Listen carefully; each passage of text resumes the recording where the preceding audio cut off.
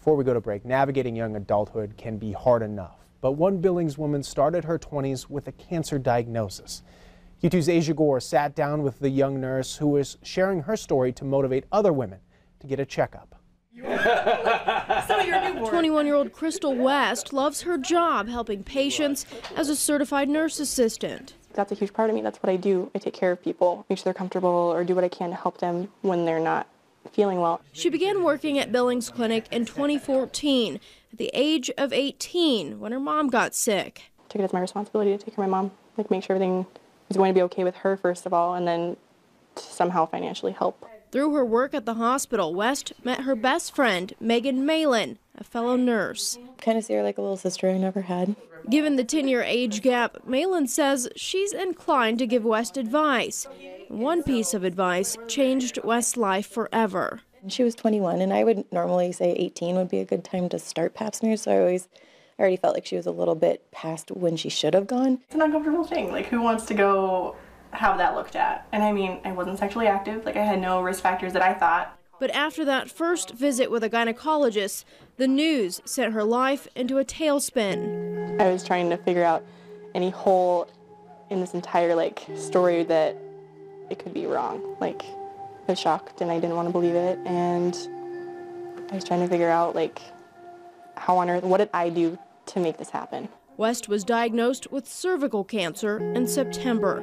She began radiation treatment, but in February, more bad news. The cancer has spread to her lungs.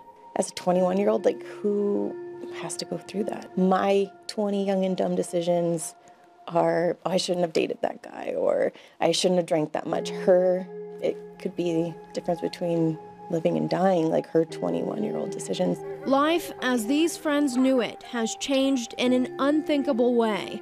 But somehow, just hours after receiving her latest round of chemo, West sits down for this interview with a smile on her face. I've been drawing a lot from people around me right now, especially Megan and her family and my family. Anywhere I can find new perspectives or advice or anything calming at all, I'm trying to pull from that. Not every day is easy, but even with stage 4 cancer, West is drawn to her floor at the hospital.